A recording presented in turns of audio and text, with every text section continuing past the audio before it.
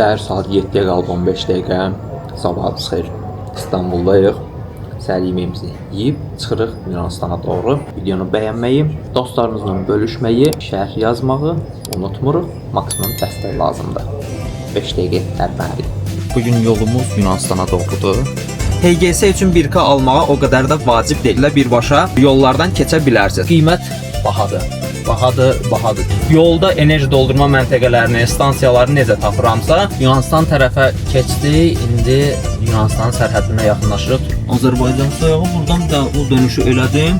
45 avro çıxdı kartdan. Səsi eşidirsiniz?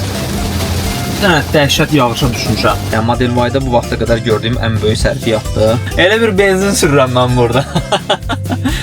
Amma bir dənə, yəni işıq da var. Lampiçka bağlasan ora nə olardı ki? Göy bizdə belə balaqda yaxşıdır, yaxşı. Mən burada gəmini hardan tapım? Yəni qəşəng görüntü, portdayıq. Ümumən bu gəminin qiymətləri ilə bağlı mən aşağıda qeyd eləyəcəm. Sabahınız xeyir dostlar. Deməli çıxış edirik artıq oteldən, daha doğrusu mən eləyirəm. Zahid artıq oteldə qalır. Bugün yolumuz Yunanistana doğrudur. Oteli göstərim sizə. Çox maraqlı oteldir, qəşəng belə dizaynda hazırlanmış. Çatto adlı İstanbulda belə bir oteldir. Yolumuzun üstü idi, həm də daha rahat oldu bizim üçün. Ona görə qəşəng bir seçim olmuşdu. İsə yola çıxırıq çünki uzun bir yolumuz var. Təxmin olaraq 970 kilometrə yaxın bir məsafəmiz var. Yolda 4 dəfə enerji dolma eləyəcəyik. Ondan sonra isə biz çatırıq Yunanistana. Gəmiyə çatmalıyıq və keçirik İtaliya tərəfə. Maşınımız buradadır, özü üçün gözləyir. Yola çıxmamışdan öncə maşını enerji dolma eləyəcəm. Çünki təxmini olaraq səhvlərimsə 30% enerjimiz qalmışdı. Dəqiq də yadımda qalmayıb neçə faiz idisə. 30% ilə planlamışam ki, tərpənməliyəm. Ona görə yolda enerji dolma eləməliyəm və yolumuzun üstündə bəzi stansiyalar var. Ümid eləyirəm ki, həmin stansiyalarda artıq enerji gücü yaxşı olar. Problem yaşamarıq. Gedək görək başımıza nə gəlirsə. İnanırsınız, Türkiyə tərəfdə artıq 2 enerji dolumumuz qalıb. Digərləri hər biri Yunanistan tərəfdədir. Yunanistan tərəfi bilmirəm ki, orada enerji dolumu məsələləri necədir. Ancaq belə ümumən baxdığıma əsasən ödənişli yolla gedəcəyik və ödənişli yolun trasının üstündə heç nə yoxdur. Mütləq şəkildə siz ödənişli yoldan çıxmalısınız, gedib enerji dolma eləyib, təzədən yola qayıdıb trası davam eləməlisiniz. Elə görünür. Gedək baxaq görək reallıq nədir.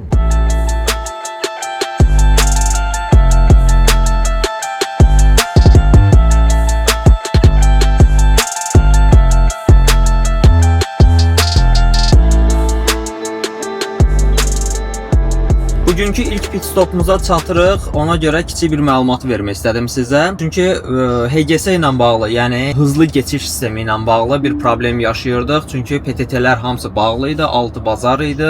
Bugün təkcə birinci gün idi. İndi hazırda Yunanistana gedəndə HGS gişələrində, girişlərində belə desəm, orada bir əməkdaş gördüm və kartla ödəməni elədim. 440 lira bir elədi, 220 lira da digəri elədi və ondan soruşdum ki, bu HGS sistemlərini necə ala bilərəm? Belə bir olmalıdır da PTT-dən alıb şüşəyə yapışdırmaq üçün. Məlumatı xüsusi olaraq verim sizə. Çünki Türkiyəyə gələnlər üçün vacib bir məlumat olacaq. HGS üçün 1K almağa o qədər də vacib deyil. Yəni məcburi bir xarakter daşımırmış. Sadəcə olaraq rahat şəkildə birbaşa yollardan keçə bilərsiniz. Karayollarının saytı var və Avropa yolları saytı var. Həmin saytlara daxil olub yabancı plakalı aracımın borcu, belə bir şey yazılır hardasa. Ora daxil olursunuz və həmin bölmədə öz maşınınızın nömrəsini daxil edən kimi sizin borclarınız və yaxud da cərməniz varsa cərməniz və s. hamısı çıxır. Yəni bu məlumatı da vermiş olum, rahat şəkildə yolunuza davam edə bilərsiniz. Mən yoxladım, borcum yox imiş. Deyəsən elə birinci keçiddə qardaş sağ olsun bütün borcumu silib yəqin ki kartdan və ilk pit stopumuza yaxınlaşırıq. Görək orada bizi nələr gözləyirsə, stansiya nə qədər enerji verəcəksə.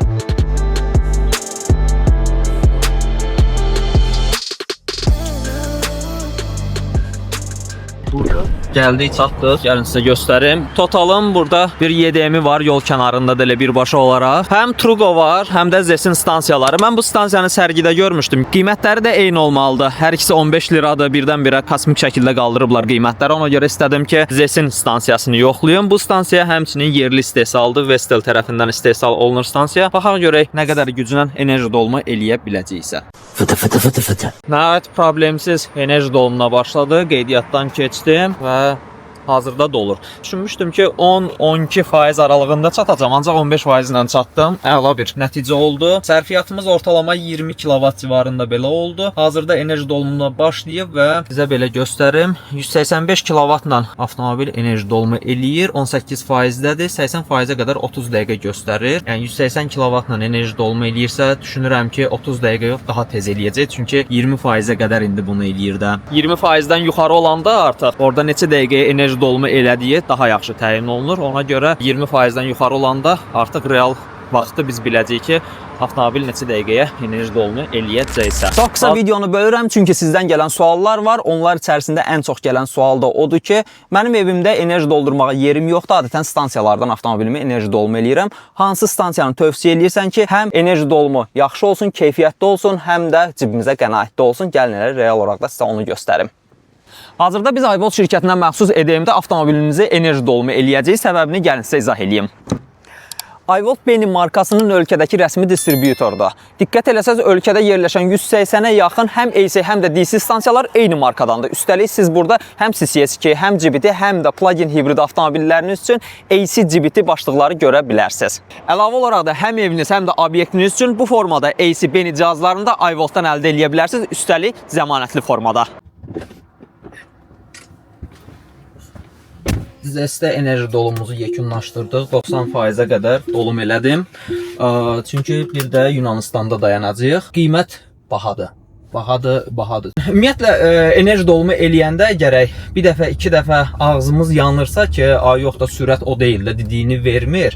Onda gərək aşağı sürətli EDM-lər seçək. Çünki əgər biz yuxarı sürətli EDM seçiriksə, ona uyğun da ödəniş eləyirik. Hazırda gedirik biz Yunanistana doğru. Neçə kilometr yolumuzun qaldığını isə EBT Route Planner tətbiqindən baxacağıq. EBT Route Planner tətbiqi demişkən, Instagramda da storyləri paylaşıram. Hər zaman storylərdə də geri dönüşlər gəlir ki, yolda enerji doldurma məntəqələrini, stansiyaları necə tapıramsa, çıxmamışdan öncə EBT Route Planner tətbiqindən mən A nöqtəsindən B nöqtəsinə getdiyimi qeyd eləyirəm və yolda haralarda neçə faizlə enerji dolumu eləyə bilərəm, neçə dəqiqə dayana bilərəm və s. hamısını mənə özü təklif eləyir. Təbii ki, artıq yaxınlaşandan sonra da özünüz görürsünüz ki, telefona proqramı yükləyirəm, kartıma əlavə eləyirəm və s. bu kimi yəni məsələlər. Baxın belə.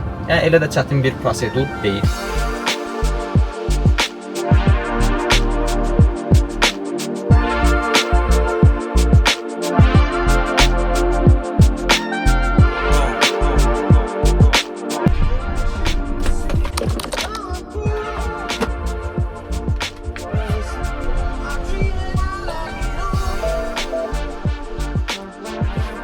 Deməli, belə göstərim, bu bizim yaşıl sığortamızdır. Türkiyə, Yunanistan və İtaliya, İsveçrə bütün ərazilərdə keçərlidir. Ona görə həmin sığorta mütləq şəkildə olmalıdır. Digərləri də öz sənədlərimiz. Kağızda yazılıbmış ki, davam eləyin, mən də oturub gözləyirəm. Burada yəqin ki, pasportlarımız yoxlanışdan keçəcək. Qarşıda isə avtomobilimiz. Yunanistan tərəfə keçdi. İndi Yunanistanın sərhədinə yaxınlaşırıq. Kameranın sirkələnməyindən də başa düşdüyünüz qədərilə yollar çox bərbaddır. Ələxüsus da bu Türkiyə ilə Yunanistan arasındakı bu neytral bir bölgə var ha. Bu da Yunanistanın sərhəd keçid məntəqəsidir. Mən çox kameranı oynatmaq istəmirəm, çünki burada çəkilişə icazə vermirlər. Təbii ki, sərhəd bölgəsidir. Heç bir ölkənin sərhəd bölgəsində sərhəd keçid məntəqələrində çəkilişə icazə olmadığı kimi burada da eyni ilə keçək. Sizə detallı məlumat verəcəm. Deməli Yunanistandayıq artıq. Bir xeyli maşını yoxladılar. Dağıdıb tökdülər də maşını da. Çamadanları, sumkaları, salon filan. Yəni yer qalmadı yoxlamadıqları. Heç bir rentgen sistemləri də yoxdur. Sadəcə əllə yoxlayırlar. Bütün maşını dağıdıb tökdülər.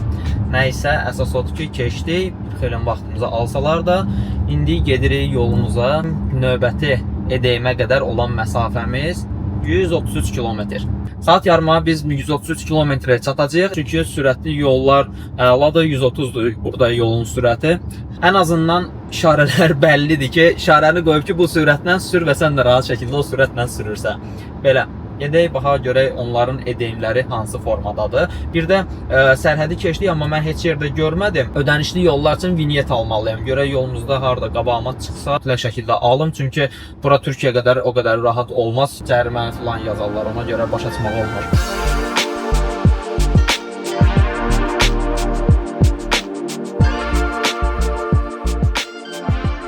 sizə deyim ki, həqiqətən də çox qəribə bir ölkədir və qəribə qaydalar var. Nəyə görə? Çünki bu boyda pullu yol düzəldiblər. Neçəsə kilometrdən bir ödəniş eləyib 2 avro, 1 avro ödəniş eləyib keçirik. Amma yolun kənarında heç bir xidmət üçün ərazi yoxdur. Misal üçün VC-yə getmək istəyirsiniz, tualetə getmək istəyirsiniz və yaxud da nə bilim, YDM axtarırsınız, EDM axtarırsınız, dayanıb istirahət eləmək istəyirsiniz. Heç nə yoxdur, heç nə, mağaza filan, heç bir şey yoxdur. İndi təsəvvür edin, biz də EDM üçün çıxdıq yoldan, ödənişli yoldan daha doğrusu. Bu Eko YDM var burada. Bunun həyətində orada, aha gördüm, EDM var. İndi biz buradan hardansa fırlanıb ora getmək lazımdır. Azərbaycan sayağı buradan bir dənə o dönüşü elədim. Deyirəm, Avropalılar məni səhv başa düşməsin. 21% enerjimiz qalıb. Buradan yerləşər də mənim maşınım. Burada deyəsən maraqlı təcrübə yaşayacağıq. Stansiyanı göstərim sizə, EcoCharge Go. Bunun əslində application'ı da var, yükləmişəm. Burada post terminal var. Deyəsən biz birbaşa post terminalla da enerji dolumunu eləyə bilirik. Bir dənə kameranı yerləşdirim həmişəki yerinə. Qəşəng yağış da yağır. Bir dənə mənə bax. Bir mənə bax görüm. Kiməm mən? Aha. Heç narsa stansiya neçəli idi onu bilmirəm. Aha. Bilmirəm axı nə qədər olmalısa. 15 avro eləyək. SMS lazımdır. Mənim Yunan nömrəm yoxdur. Yoxlayaq da. Yox, elə dədə baba üsulu. Application. Aktivləşdirək. 45 avro çıxdı kartdan. Yəni ümid eləyirəm depozitdir də, nə qədər işlətdi qalanını qaytaracaq da. 180-lik stansiyadır. Qeyri elə bir ona yaxın da rəqəm verəcək də. Görə Yunanların stansiyası necədirsə. Başladı artıq. Aha, 124 kilovat 30 dəqiqə. 80%-ə qədər. Tamam, plan üzrədir hər şey. Əməllicə yağış başladı. Deməli enerji dolumumuzu elədik. 80%-imiz var artıq. Deməli 27 avro. Əməlli başlı bahayım. Biz Yunanistandan çıxana qədər də bir xeyli xərcimiz çıxacaq. 45 kilovat enerji götürdük, 27 avro verdik. İndi davam eləyirik yolumuza. 1 saat 55 dəqiqəlik yolumuz var. Növbəti EDM-ə gedəcəyik. Gedək orada baxaq görək. Eyni şirkət olmalıdır. Elfenetdir, nəsə belə bir şirkətdir və yenə də EBT rut planlarından hərəkətimizə davam eləyirik. Ümumən də Yunanistan bu formada maraqlıdır, qəşəngdir. Yəni bütün işarələr hamısı Yunan dilindədir. Nadir hallarda siz ingilis dilində nəsə görərsiniz, hər şey Yunan dilindədir. Çin maşınları da görünür. Baxın BYD var burada.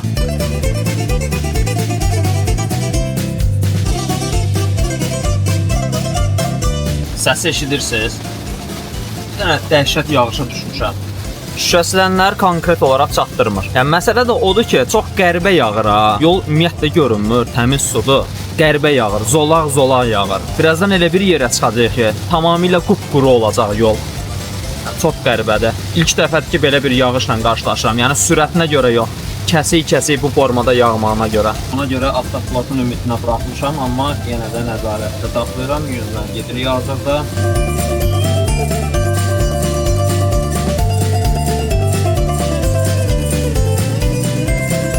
Hava şəraiti pis olsa da yenə də sürəti salmadım aşağı, çünki gəmiyə çatmalıyıq. 120-130 gəldim. 24 kilovat hardasa enerji sərfiyyatımız olub. Yəni Model Y-da bu vaxta qədər gördüyüm ən böyük sərfiyyatdır. 9% enerjimiz qalıb. Təsəvvür edirsiniz 80%-dən 9%-ə qədər 204 kilometr yol getmişik. Və növbəti EDM-ə çatmışıq. BP burada sağda BP var, ora gedirik. Bayaq ki, stansiyanın eyni şirkətdir. Qalır bizim gəmiyə qədər yalnız bir enerji dolumumuz. Ondan sonra isə gəmidən sonra isə biz inşallah İtaliya, Bariyə gedəcəyik. Baridən sonra isə Florensiyaya. Baxın, rut bu formadadır. Xəritə göstərir ki, hardasa buralardadır. Ha görək. Ha, BP-ni gördüm qabaqda. İnşallah başqa maşın enerji dolumu eləmir. Buradaymış. Və başqa maşında yox.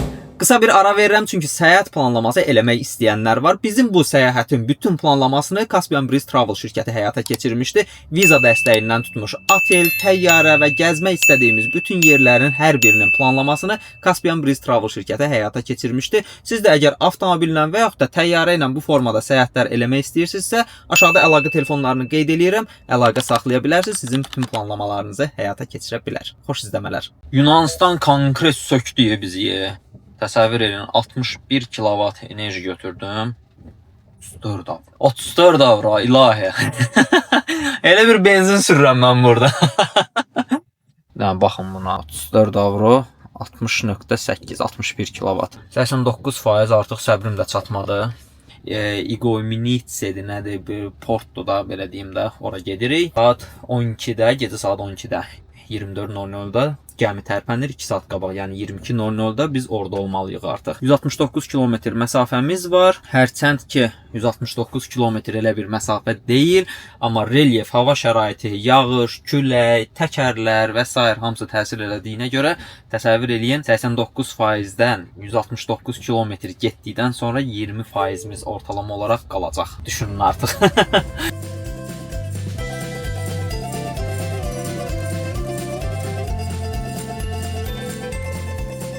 Yunanistandakı axırıncı edeyimiz gəldi. İncharj belə bir stansiyadır. Shell'in burada yol kənarında istirahət mərkəzi var. Oradadır. Hazırda qeydiyyatdan keçməyə çalışıram. Niyəsə qeydiyyatdan keçməmişəm. Təsəvvür edin, 1 kilovatı 52 sent, yəni 1 manat 10 qəpik. Yəni babat qiymətədir. İnanılmaz dərəcədə dəhşətli yağışlı kadrlardan özünüz indi görəcəksiniz. Çox möhtəşəmdir həqiqətən.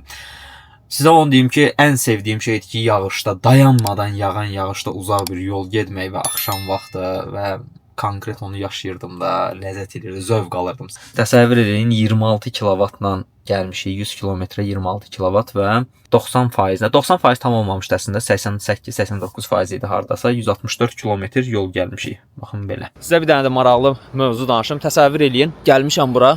Bayaq gəldiyim yoldur, ödənişli yol. Nədənsə yolun kənarında nəhayət ki bir istirahət zonası var, Shell'in. Girmişəm, deməli giriş burdandır. Girmişəm burdan və bütün ərazini başlamışam gəzməyə. Oralara girmişəm, çıxmışam. Bu cəmaət yığılıb burada, onların yanına keçdim. Bura girdim. Bu ağacdan o tərəfə bir dənə yol var. Ora girdim ki, bu stansiya hanı da. Gəlmişəm bunlara baxıram. Shell bəzi ölkələrdə öz YDM-lərini dəyişib EDM eləyir. Təsəvvür eləyin, daxil olursunuz, belə bir YDM-dir. Görürsüz ki, bina da YDM olaraqdır da. Ancaq bu pompaların hər birini EDM eləyib. Deyirəm bəlkə yəni dəyişib bunu da. Görürəm yox da, dəyişən bir şey yoxdur. Nəhayət çıxa-çıxda gördüm ki, orada bu formada işıq parıldayır. Dedim, buradaymış, girişə qoyublarmış. Təbii ki, bizdəki kimidir. Yəni nəyi nəzərdə tuturam bizdəki kimi? Transformator oradadır, birbaşa da elə onun yanına qoyublar oradakı. Yaxşı enerjisini versin də oradan da birbaşa. Əlavə, yəni itki filan olmasın. Baxın bu formada eləyiblər.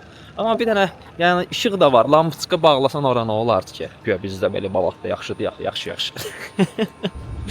Bizim qaranlıq çəkilişlərimiz bitmir də. Gecə boyu ancaq sürüş, çəkiliş. Deməli, burada da enerji dolumumuzu yekunlaşdırdıq və çıxdıq yola tez bazar, qaçırıq. Bunlardan keçdik. Xəritəmiz göstərir ki, 1 saat 40 dəqiqəyə biz artıq orada olacağıq. Hardasa onun yarısına təsadüf eləyir. Onun yarısına ora çatsaq tam kifayət eləyir. Çünki minikdən 2 saat öncəyə orada olmaq lazımdır. Yollar həqiqətən çox möhtəşəmdir. Sürət həddi 130-dur. Çox rahat sürmək olur maşını. Avtopilot işləyir. Ona görə qətiyyən ciddi yorğunluq olmur. Yəni yorğunluq 0 səviyyəsindədir deməyim, amma ciddi yorğunluq olmur. Hesab eləyin ki, əlavə bir sürücü sizə kömək eləyir də. Gəldik, çatdıq Igouminitsaya. Baxın, giriş buradadır. Məsəl lazım olsa. Çünki mən özüm çətinliklə tapdım. Bariyə doğru gedirik. İndi hazırda giriş eləyirik. Yəni ki, yoxlanış olacaq. Ondan sonra gedəcəyik artıq. Da çəkiliş qadağandır, ona görə yarımçıq saxlayıram. Deməli, bizim biletləri Caspian Breeze Travel şirkəti təşkil eləmişdi. Amma o biletlər səndəmə rezervasiya imiş. Yaxınlaşıb həmin rezervasiya ilə portun binasından biletin özünü almaq lazım imiş. Ona görə məni geri qaytardılar. Bütün biletləri aldım. İndi yenidən yaxınlaşıram. Kişi çox əsəbi idi.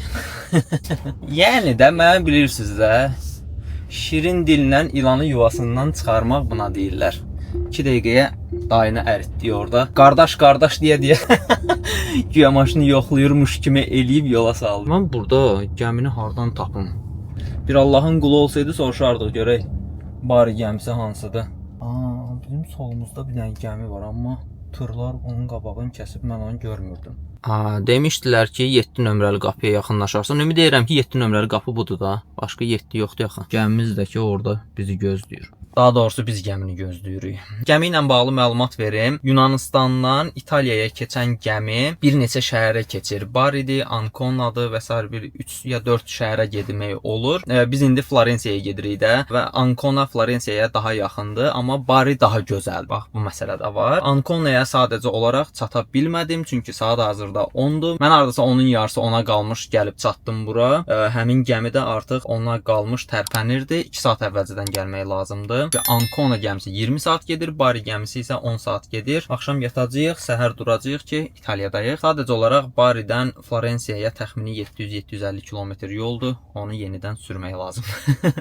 Sürərik, nə olar ki. Bugün 1000 kilometr məsafə sürmüşəm. Səhər də elə 1900 kilometrdən səhv eləmirəmsə başlamışdıq. İndi də 2900 kilometrdir və sonuncu enerji dolumundan sonra 155 kilometr getdim. Nə qədər qovmağıma baxmayaraq öncəki triplərdən daha az oldu. 19 kilovat oldu. Ona görə qovurdum ki, gəminin qaydası var ki, 40%-dən aşağı olmalıdır enerji. Amma sizə deyim ki, belə bir qayda qoysalar da, yəni yoxlamadılar. Ona görə siz yenə də işi şansa qoymayın da.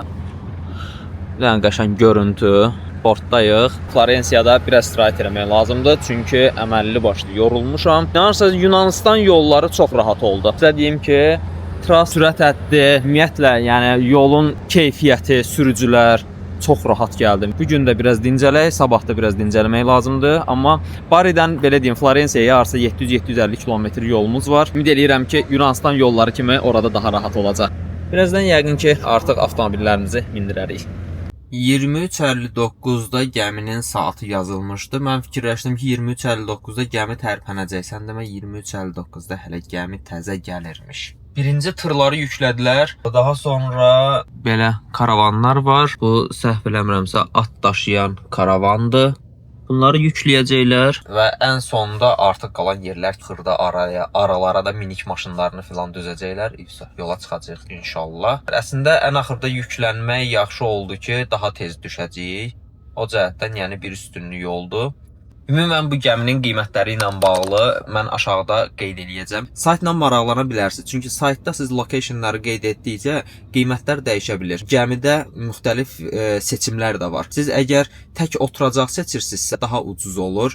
Təxmini olaraq 70-80 avro olur. Amma məsəl üçün kupe seçirsinizsə artıq 200-250 avro, 300 avro bu formada dəyişir. Maşından da gedə bilirsiniz, maşınsız da gedə bilirsiniz bu gəmidə. Yəni bu formada müxtəlif olur. Belə siz videonu bəyənirsiniz, şərh yazırsınız və dostlarınızla bölüşürsünüz. Biz də maşını gəmiyə mindiririk və İtaliyaya keçirik. Növbəti vloqumuzda, növbəti seriyamızda görüşürük. İtaliya seriyasını izləməyi unutmayın təbii ki.